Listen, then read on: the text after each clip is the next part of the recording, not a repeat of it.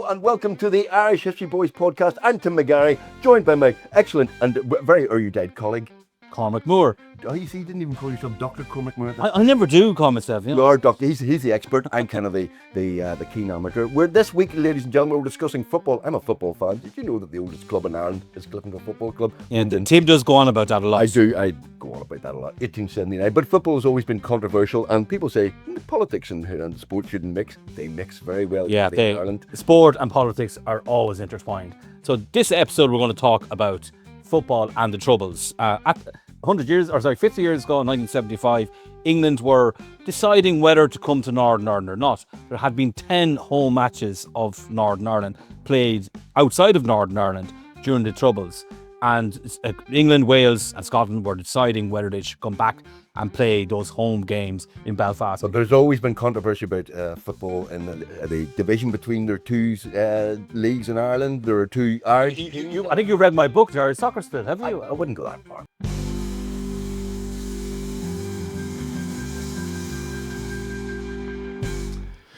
FA delay Belfast decision.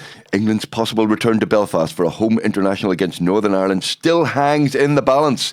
After a 3-hour meeting of the FA executive attended by the Minister of Sport, Dennis Howell, it was announced yesterday by Secretary Mr Ted Croker that no decision has yet been reached whether to play Northern Ireland in Belfast on May the 17th. Mr Croker put forward the possibility that the Executive Committee could finally decide to go ahead with the match and leave the decision as to whether they would play in Belfast up to the players themselves. That, ladies and gentlemen, was a story in the Irish News on April the 17th, 1975. Hello and welcome to the Irish History Boys with me, Cormac Moore. And me, Tim McGarry, your keen amateur historian. Dr. Cormac Moore, slightly more well qualified than I am. We are here recording the next episode of the Irish History Boys. It's a beautiful sunny day outside, but we're stuck in a lovely dark studio. Very dark, with even black surroundings. Talking about football, which is a subject actually about sports today. So we're going to talk about football close and cockfighting. Close to my heart. As a Cliftonville fan, Cliftonville, the oldest team in Ireland, formed in 1879. You are an expert on all things sport and historical. Let's start with this story. Irish News 1975. England saying they're not going to come to Northern Ireland to play. Is this the home internationals? Is that Is this because the situation in Northern Ireland was somewhat more than dicey in 1975, April 1975? There was supposedly an IRA ceasefire, but there was a lot of violence happening at the time, wasn't there? There was, but the home internationals, with inverted commas, of Northern Ireland were actually not played in Northern Ireland for a few years from the early 70s. The Soviet Union actually were the last nation to play in Belfast. The Soviet Union played in Belfast. And then there was a stop because of the violence, and it went on until 75. But then you had Scotland held out, I think, until 1980. They refused to play in Belfast until 1980. I think there was 10 home internationals. So sorry, just England they were debating the situation, and they actually ended up playing. I think it was a draw, 1-1 draw at Minster Park. Right, that was in May. That was pretty good. Well, Northern Ireland won the last British home championships in 1984. Even I knew that. Yeah, and they'd won in 1980 as well, under Billy Bingham. So, this was kind of the start, kind of in some ways, of the great progress that the team made in the early 80s. But yeah, they weren't allowed play for 10 home internationals throughout the 70s because of the Troubles. Right. So today we're going to delve a bit deeper into what was the situation, particularly on a kind of a football governance situation in terms of IFA and FAI. Yeah. Well, we're in 2025 and people still say, we should be one All-Ireland team. There should be one All-Ireland league. Do you want an All-Ireland team? Well, as you see, as a Cliftonville supporter, this is quite difficult because the people I've spoken to say if there was one All-Ireland team, both the South of Ireland and Northern Ireland would lose out internationally, would get fewer teams into the European competitions. And they would lose out financially, and whether it's viable or not for an All-Ireland team, a team like Cliftonville or say Bangor or Limavady United to go to Cork and play football in Cork, I'm not sure that's financially viable for these. Yeah, that was actually raised in the 70s as well. Like, believe it or not, during the worst years of the Troubles, there were loads of talks. I counted at least 10 conferences between the IFA and FAI to potentially have one international team. and to amalgamate. Everything was up for discussion in the 70s, which is incredible when you think about it. Football in Ireland had been an All-Ireland body since 1880. Yeah. The Irish Football Association was the fourth oldest governing authority set up in the world, and it governed soccer for the whole of the island until the split, which is the subject of my second book and my PhD, believe it or not. I haven't read that yet. I did give you a copy, Tim. Yeah, I haven't read it yet. Oh, right, okay. But I'm waiting till the winter nights draw in. Thanks. That's another 8 or 9 months away. But yeah, so the split happened in 1921. The Leinster basically association left FA, or the IFA formed the FAI. This is a big story because yes, Ireland was one of the early football associations. The Northern Ireland Football Association is called the Irish Football Association. Somewhat contradicts some people say. Well, it's not because the Southerners split from the IFA. Yeah. And even afterwards, the IFA always still wanted to be the football association for the whole island, as is the case with most other sports. Yeah. Like Well, I was rugby going to or say, golf. how come golf and boxing and various other things and hockey, they can all be all Ireland? Yeah. But there's a number of reasons, like often it's the makeup of the administrators. So if you look at, say, bowls, for example, bowls is an interesting sport because, like soccer, it was headquartered in Belfast, but one of the only few All-Ireland sports that was headquartered in Belfast. But it had very much a Protestant unionist makeup, north and south. So there was less reasons for it to divide. Same with rugby. The administrators were all mainly unionists, Protestants.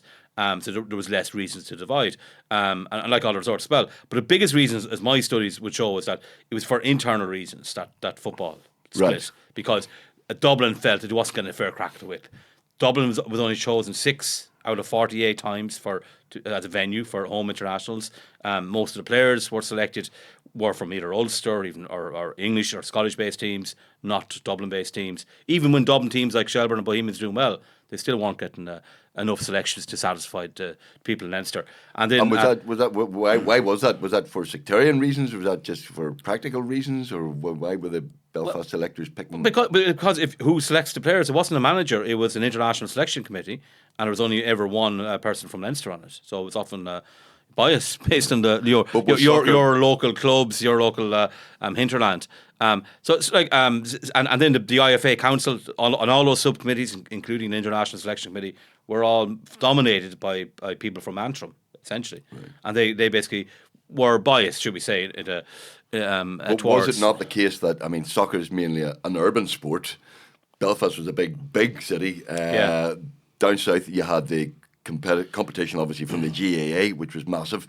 It was more rural. Was Dublin as big a soccer city as, say, Belfast was? Yeah, from the 1900s, they were as competitive. So you have to base it on how competitive they were in terms of the competitions. And the Irish Cup was the most important competition, more important than the league even. And then from 1900 onwards, you had Shelbourne and Bohemians winning regularly and get the finals regularly. So they were very competitive. Now there was more clubs, like professional clubs in Belfast, but still it was not. It just seemed it was so skewed against the Leinster clubs and players that they felt they weren't being treated fairly. So the northern selectors were selecting a team for Ireland, and they basically just always picked Northerners. Yeah, sometimes they picked Southerners, but it was very few of them. Yeah, just not enough. They weren't happy with it. So they left anyway, and there was. So this was happening long before partition. They actually, this was pretty much from day one, the start of football in Ireland. Now its roots are very, very firmly based in Belfast, but it very quickly spread throughout the island, particularly in Dublin. So there was a lot of if it didn't happen 21 the split, it probably would have happened at another time. Right. There was that much rancor within the association. So it wasn't necessarily associated with partition or the politics. But that didn't help. There was a lot of violence. Like Belfast Celtic decided to remove itself from football for 4 years, from 1920 to 1924, because a lot of its matches were the scene of riots. There was a massive riot between Belfast Celtic and Glentoran supporters in 1920, and so they left football for 4 years, from 20 to 24. They finally left altogether in the late 40s because there was a lot of sectarian violence every time they played almost. So there always has that. That they was have that a tension was there. supermarket on their old ground now. Yeah, Park exactly. Centre, The Paradise. Donegal Road, Yeah, but they the IFA, there was a lot of unionists in it, but they weren't. I wouldn't say they were overly unionist. I actually thought James Wilton, even though he was a unionist mayor of Derry in the 1930s, I think he was quite balanced in many ways. But he rarely saw it from a nationalist point of view, or even from a Dublin point of view. Right. So there was that was there. That was an undercurrent, no question about it. But the biggest reason was the internal governance. And look, the reason why we say that as well is because they actually tried to overcome their differences in the 20s and even up to 32, and was very close to actually agreeing to amalgamate again. But they fell out over governance issues again. And the 32, they agreed on equal amount of finances between both associations, and alternating matches in Dublin and Belfast. An equal amount of membership on the IFA council and different subcommittees, and also the chairman would be alternated between Dublin and Belfast. But Belfast would not give up its seats, 2 seats on the International Football Association board, which it still does. That's the body that makes the rules of football. So Thank you, IFA, for VAR. It's the reason why the rules change. It's because the IFA, the Scottish FA, the English FA, and the Welsh FA, plus FIFA, which is the dominant body in that now, but it wasn't back in the 20s and 30s. They decide the rules. So the IFA would not agree to the FAI's demand that they get 1 seat and IFA get 1 seat. So the IFA. Yeah. Northern Ireland with Football Association, it's the Irish Football Association, have a seat on the international body that makes the rules. The International Football Association That would board. be an old friend of mine, Mr. Jim Boyce, used to be on the FIFA. Yeah, he was on it. Yeah, he would have been. Yeah, and William Macrum as the from Armagh. He was the person that came up with the penalty kick. Right. In the 1880s, when the penalty kick, there was no such thing as a penalty kick initially. Yeah, and it was an Armagh man who came up with that idea. So the first football club in Ireland was Cliftonville. 1879. Formed by a man, John McAleary. Is that John McAleary? The rumour has it he went over on a honeymoon to Scotland and saw them playing football. I don't think that's quite true, but so the myths developed about him. He was so impressed with the game. When he came back, he invited 2 Scottish teams over. I think Queen's Park were one of them. I think it was Ayr was the other runner. But it was actually a very exciting game, and followed on from that, Cliftonville was formed and a couple of other clubs were formed. And then in 1880, he was the dominant man in establishing the IFA. He was the first secretary of the IFA. And, and it grew fairly quickly then in the 1880s. Yeah, but the 1882, though, they had an international match against England in Bloomfield. Right. I think we did a show, didn't we, in the Longish Orphan near there? We did. Yeah. Didn't go well for the Irish team, did it? No. 13-0. 13? 13-0, yeah. That's not a lucky number. John McAleary went in the dressing room bawling his eyes out afterwards. It was Really? Yeah. So on the field we weren't successful, Ireland for a long time until the 1900s. We actually won a couple of home championships. Right. But the 1880s is also the time the GAA comes into being. Yeah, 1884. And they a big rival? Were they a big? I mean, there was the whole thing about not playing Saxon sports, and this was the part of the Gaelic revival. Yeah, well, the GAA was soccer then discouraged, particularly in the south of Ireland, in large areas of the south of Ireland, or rural areas of nationalist areas in the north. So absolutely. So Ulster was not as affected by the GAA, particularly in the east of Ulster. It didn't spread like a prairie fire, as Michael Cusick said, in parts of Ulster. But it did. Yeah, look, it was a competitor in rural parts of Ireland, Dublin as well. Particularly when the GAA really started to enforce its ban on foreign games. From the early 1900s, 1902. All foreign games were banned, except foreign games that weren't English or Scottish or English in origin. So it really wasn't anti-English games. Right. So only 4 games were banned. That was right. So chess was fine. Chess was fine. Golf was fine. Golf was fine. Even the Scottish, yes. Golf was fine. Tennis was fine. Right. We don't know where tennis was from. Was it France or England? Right. The origins of tennis aren't completely clear. American football was fine. Baseball was fine. Right. But the only sports that weren't fine were soccer, rugby, cricket, and hockey. Right. So it was very English. Right. So it wasn't anti-foreign sport. It was anti-English sport. Anti-English sport, essentially. That's what it was. I think they even had games of baseball and American football in Croke Park. Did they really? Yeah, when there was a ban on foreign games. Oh, so, wow.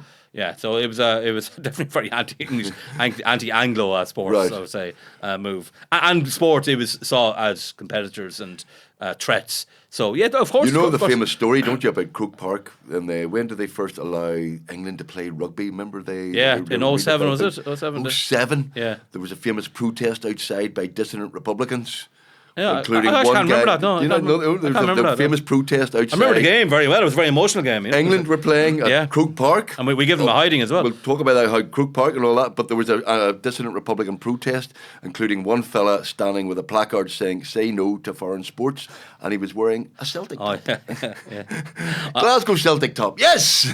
Well, there's a lot of that and anti-foreigners, and they're wearing English soccer jerseys and so on. Yeah, that has happened quite a bit, I think, in Dublin. You know, but if we go back to the 70s, so you know. So go back to the the split happens in the 20s. It's partly to do with partition, but not really to do with partition. Yeah, it's more internal admin. governance. Internal governance. The FAI, which is the Football Association of Ireland, is the southern body ruling. Well, when initially was formed, it was All Ireland actually. Yeah, but there was a bit of a mess over between teams adhering to the IFA and teams aligning. But from 23, it was 26 counties, right? Because that was a request from FIFA. If it wanted to become a member of FIFA, it had to go on based on its jurisdiction. Right. But then you had the IFA particularly and the FAI selecting players born in the 26 counties or the 6 counties to play for its Ireland team. Right. So you had a John Kerry, you know, he's Manchester United manager in 46. He played against England twice for 2 Ireland teams in a matter of 4 or 5 days. Right. The FAI Ireland selected team and the IFA Ireland selected team. So you had this. So but then this was while the English and Scottish and Welsh and Northern Ireland FAs were outside of FIFA. But this does get quite confusing. There was an All Ireland team up until when? 21. 21. Yeah. Right. And there was no All Ireland team after that. No. Right. But they're still selecting players from the whole Irish jurisdiction. Right. So the IFA, based in Belfast, jurisdiction was technically the 6 counties, was picking players from the south of Ireland to play for Northern Ireland. Well, yeah, and vice versa. But they never called themselves Northern Ireland. They called themselves Ireland. So you look at even up to the 70s, there were programs where the IFA select teams called Ireland, right, not Northern Ireland. Right. And there's actually a funny story about the '58 World Cup. When Northern Ireland had a brilliant World Cup, their first ever World Cup, got to the quarterfinals. You know, it was an amazing tournament for them. First of all, when they arrived in Sweden, it was in Sweden, and I think they were based in Malmo, and the bus they got off the boat. The bus that carried them had a tricolour on the bus. And they were told very quickly, take it down. Then they got to their hotel, and there was a picture of the FAI Ireland team. And that was sort of told to take that down. And then they were so successful, everyone was going, how great Ireland did. And that was one of the first times that some people, that's IFA sports, go, maybe we should call it Northern Ireland, because Ireland getting credit for our success, which has nothing to do with the island of Ireland, it's to do with Northern Ireland. But you will find programs from the 60s, even up to the 70s, where you have a Northern Ireland IFA selected team called Ireland. Right. I mean, people say you should take politics out of sport, but that would ruin it and take all the crack out of it, wouldn't it? I hate when I hear that. But politics is always... they're integrally associated with each other. You can't divorce politics and sport. You never could, you never will. Yeah. People say, we've nothing to do with politics. Sport is so political, you know. It's such a big part of our identity. Of course it's political, you know. And any sports person tells you that, I've nothing to do with politics, they're talking garbage. So we go back to 75. England are thinking about coming to Northern Ireland. The troubles are on. And you can see why players are scared and people are saying, why would I go there and am I going to be safe and all of that. But there also had been efforts to recreate this All-Ireland team. There should be unofficial efforts, haven't there been? Was there a famous match in the 70s between an All-Ireland team and Brazil? That's it, yeah, the great Brazilian team. So it happened in 73, 3 years after the brilliant Brazilian team, you know, won of the 70 World Cup in Mexico in 1970. So it was Louis Kilcoyne. He was kind of him and his brothers owned Shamrock Rovers. They'd bought Shamrock Rovers, I think in 71, 72, and he was part of an FAI team that went to Brazil. And Joe Haviland, remember Joe Haviland? Yes. Sepp Blatter's best mate. Yes. And so Joe Haviland was going for FIFA president at the time. He was the head of the Brazilian Federation. And he was going against Stanley Roux, who was the English president of FIFA, going up against him in 74. Kilcoyne, when he was over there, said, I'll get you an all, because the Brazil were going to come the following year to Europe to climatise themselves for the World Cup in West Germany in 74. And Kilcoyne said, I'll get you an All-Ireland team. This is 1972, the worst year of the Troubles. Yeah. He goes, I'm going to get you an All-Ireland team to Haviland to play against Brazil in Dublin. And I thought, this actually sounds like a great idea. This will be our best fixture for the, but also Kilcoyne very importantly mentioned we'll also give you the FEI votes for when you go for president. Yes, politics. Yeah, have a hand absolutely on board. And he did. They actually did make that their biggest game, like the most important game for Brazil because of the political importance of uniting Ireland, should we say? Right. So it happened in July '73, but the IFA didn't agree to it. The FEI never agreed to it either. So it's unofficial. Neither side is kind of in favour of it. People like Derek Dugan and Derek Dugan was the main Northern Ireland guy involved. Did George Best give his support to it? Did George? I think George made a number of statements saying he'd like to see an All Ireland team, partly because he only got playing for Northern Ireland and never got the World Cup himself. Yeah, no, he had always even though his family were staunch unionists, members of the Orange Order, he was always calling for an All Ireland team. Right up until 70s, even beyond. Yeah. And Derry Dugan was the biggest promoter from a Northern Ireland perspective. And he wrote a lot of books, very interesting books. He was very outspoken. It's amazing how footballers did, even Liam Brady and John Giles back then, they were all very outspoken to talk about politics. I wonder why that is. Footballers just don't see anything of any importance really anymore. The game of two halves. We gave it all 110%. That's about the height of a statement now from a footballer. After maybe just too rich. Is it too rich? Too busy with their hairdressers. And their new cars. But yeah, Derek Dugan was Derek Dugan actually stood in for election. Yeah, he did, didn't he? Yeah. That was later on, obviously, wasn't it? But I was. But so in '73 there was this match between Brazil and a technically an inverted commas All Ireland team. It was called a Shamrock Rovers 11 team, so they wore the Shamrock Rovers colours. And was it a successful game? Did people turn up to watch this? Well, if you were to believe everyone I've spoken to, there was more people there than there was in the GPO in 1916. Everyone was in Lansdowne Road for that match, apparently. But it was well attended. It was even shown on RTE. Like back then, you wouldn't get much live sport on television, and they had a match live on RTE. And the halftime they had the Newark on, so at least you're still grounded. And it was a great match, 4-3 to Brazil. All right. Yeah, a really exciting match. There was almost an even mixture of Northern Ireland and Republic of Ireland players selected. Right. Derek Dugan claims that he never played for Northern Ireland afterwards because he thinks he was ostracised because of that. Harry Cavan was the big beast of Irish Northern Ireland football. Then he was on the IFAB, vice president of FIFA on the IFAB committee. He was head of the IFA, and Derry. But the problem was Derry Dugan had to score in a long time, and he was getting on a bit. He actually retired professionally from football in the 74-75 season. Well, look, from a local perspective, I'm a big fan of local football. Cliftonville are the oldest team in Ireland. They were an amateur team up until the early 70s. Yeah. A bit like Bows in some ways. Well, they suddenly became, they because of the demographics, they attracted a nationalist support from North and then West Belfast, and they are technically the only team with a large nationalist support, significant nationalist support. And the big teams, you have Linfield and Glentoran, always had significant unionist support. Yeah. And so there was always this kind of thing from nationalists and Catholics that they didn't support. They didn't like the IFA. They saw it as a unionist body, and they didn't like Northern Ireland. So Catholics in Northern Ireland were always supporting the Republic of Ireland. They didn't really support Northern Ireland. That continues even up to this day. Well, so more so on that. But what about '82? There was support. Well, no, absolutely. I mean, even from Catholics, there was for the World Cup. Oh yeah, and there were always I mean, Martin O'Neill was of course, and Jerry Armstrong, Pat Jennings, So there were always Catholics who played for Northern Ireland, but there were always among certainly Republicans going, the six counties was not legitimate, and our real team was the Republic of Ireland, and that still exists to this day. That hostility to. But I think it got worse in the late '80s, though. That because I think there was genuine support for the Northern Ireland team in '82 from all sides of the communities, and maybe it's because of the high profile of some Catholic players like Martin O'Neill, Jerry Armstrong, and Pat Jennings, but. It got worse though, because my book, The Irish Soccer Spirit, my introductory chapter is that night in November '93. Yes. I was 17 at the time. I was preparing for Leaving Cert.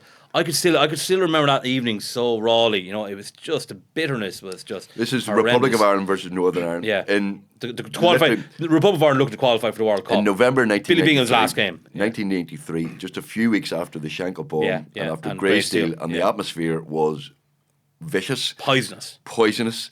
It was nasty. Were you there?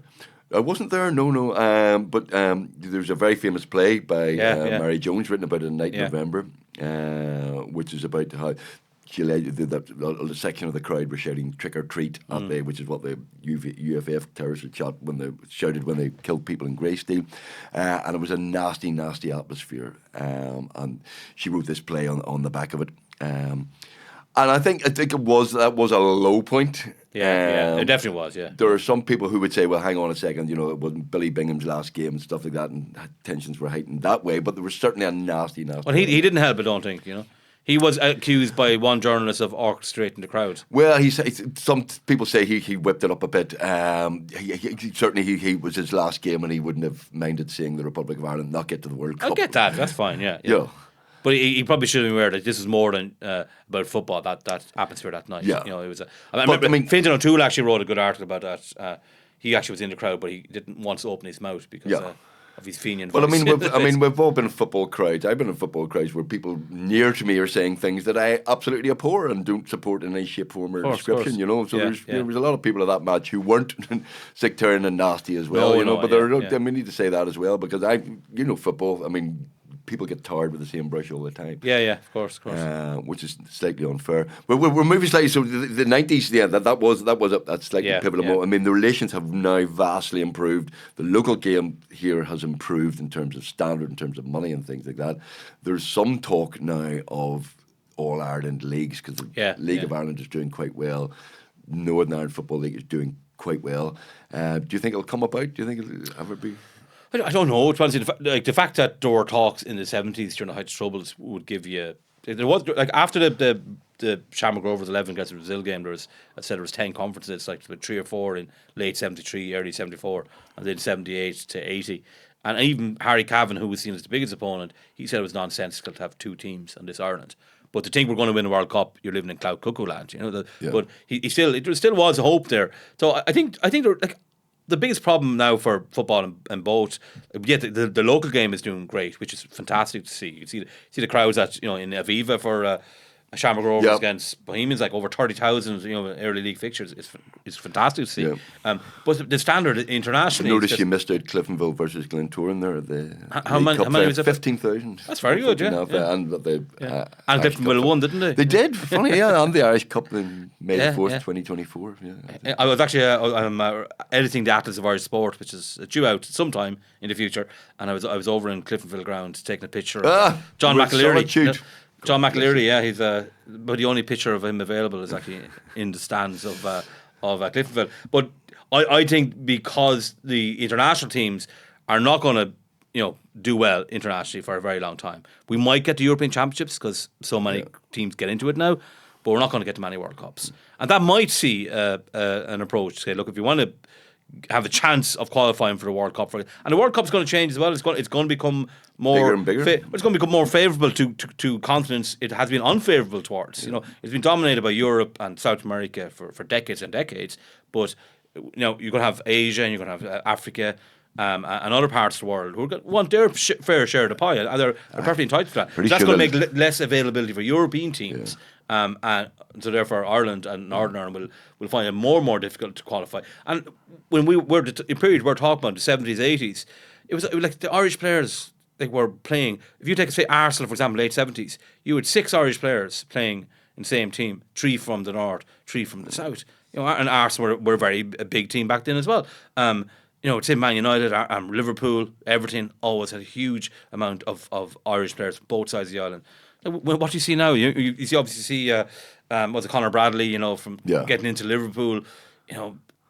That's it.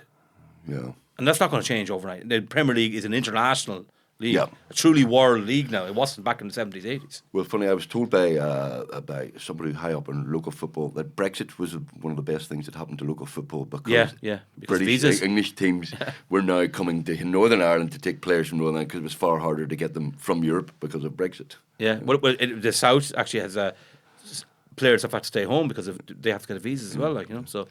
Yeah. You're listening to The History Boys with me, Tim McGarry, and Dr. Cormac Moore. We're discussing the split in Irish football and the history behind Irish football. We're looking at Irish news headlines from 1975 when England thought about coming to Belfast during the Troubles. They eventually did. If you'd like to take part in the discussion or ask us anything or comment, you feel free to contact us on WhatsApp. It's 07483 313 848. 313 That's the Irish History Boys, 07483 313 842. There's still a few anomalies, aren't there? Still, because Derry City, which is in the Six Counties and part of the United Kingdom, playing in a foreign league. What's going on there? How did that happen? What's going on? Well, they were in the Irish Football League, but they felt that there was an IFA bias against him. And like during the troubles, Brandywell's right beside the bog side, and they were told you can't have play home games there. You have to go to Coleraine, which is about 14-15 miles from Derry, and they left. But they were in limbo for many years. Yeah, it was a decade and a half almost. It was the mid '80s. They joined the Irish Football League. There was another team, Donegal Celtic. They wanted to join the FAI. It was easier for the FAI to allow Derry in because it's beside the border. Yeah. But Donegal Celtic from Belfast. We're in Belfast, West Belfast. So did they have to get special permission from UEFA or FIFA? Yeah, they did. There was some discussions, all right, some negotiations. Could the IFA not have said, "Excuse me, I think you'll find Londonderry is in the United Kingdom and part of our jurisdiction. They will not be playing in a foreign league." I think it was easy. There was talks, and they accepted it. Right. I don't know the full ins and outs of how exactly Derry City became. Are you saying some unionists are happy to lose Derry? I can't believe that.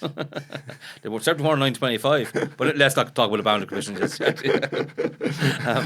But yes, Derry City finally joined the football league in the south in the mid '80s. But they said often when they're getting buses up, cross border, there would be a few instances of people throwing stones at them and the likes. But the biggest worst incident from a troubles perspective wasn't an international match. Like Northern Ireland and Republic of Ireland never played each other up until the Euros of 1980, qualified for the Euros 1980. So in 78 and 79 they actually played each other, and there wasn't that much instance. Like there was a bomb hoax for the game in Dublin before, around on the train line.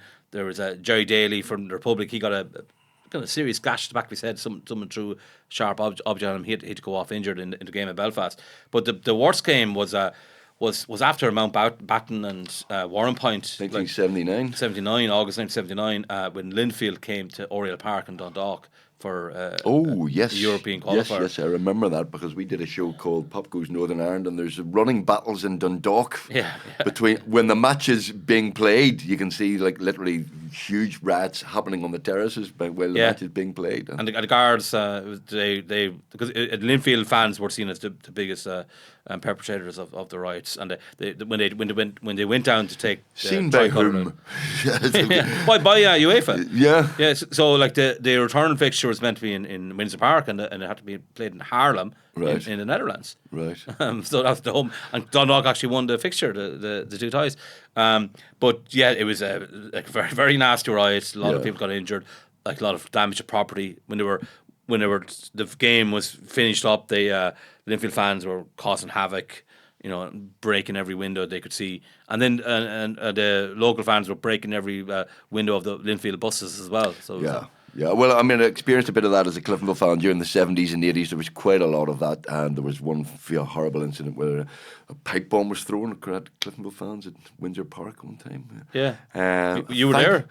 I wasn't there at that particular match, but I was there for other matches where it was scary. Quite nasty. Yeah, no, it was. There was a nasty poisonous atmosphere, which had vastly improved, and the IFA made huge efforts to desectarianize and to get away from the image that they were one-sided. Changed the whole thing about the green and white army and football for all that sort of stuff. I get that. What about the anthem, though? The anthem. The anthem. Well, you see, anthems. I think people get hung up on anthems. But they do get hung up on anthems. But should the IFA take that into mind? Should the IFA should? Yeah. Would you asking me my opinion? My personal opinion? Yes, you don't need. Yeah. But will they?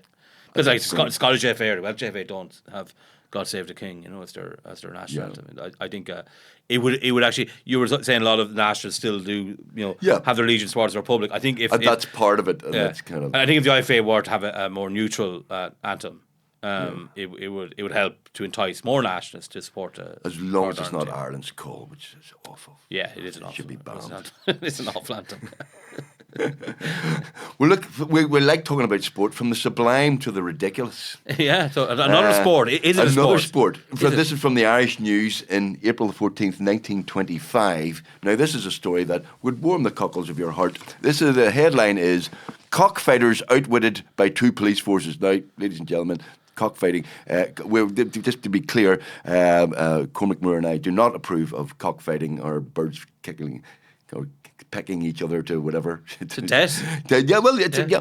But this is a big thing. This is a big sport, and there's a very colourful article in the Irish News on April 14th. It says, "Lively incidents were enacted on the Armagh-Monaghan border yesterday when devotees of cockfighting from both north and south," see, bringing people together, "combined in an effort to outwit the forces of law and order on either side. At the end of the day's proceedings, the honours went easily to the police forces."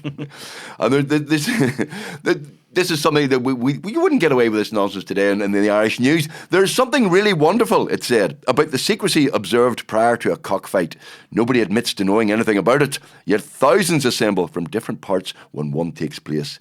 It was so yesterday. From dawn, young men sped speedily across country with birds and bags to reach the fixed destination, which had been known to people in the counties of Monaghan, Cavan, Tyrone, Fermanagh, Down and Antrim for many days previously." This is all about cockfighting.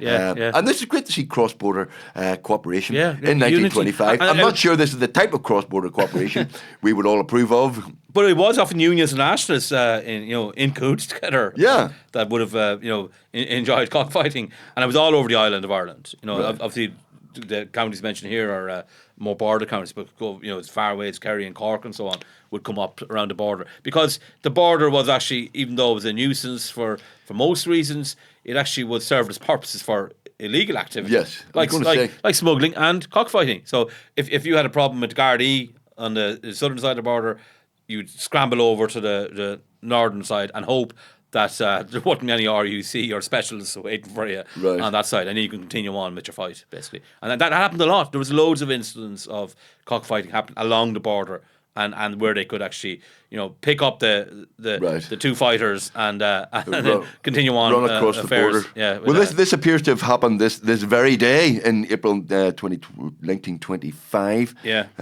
They reached a townland. All these people went to a townland called Ballinamam between Glaslock and Middleton, and there was a field remote from the public road. They prepared the pit and got through with a couple of inter-county battles when the guards and strong force reached the scene. I can hardly speak today. A stampede to Northern Territory then took place. So they basically ran across the border, and there were a few more battles when the RUC came on the scene and dispersed the huge crowd. The retreat was to the Free State territory, but then again they were foiled, for the Civic Guard were not content with bicycles. They scouted the roads with motor cars.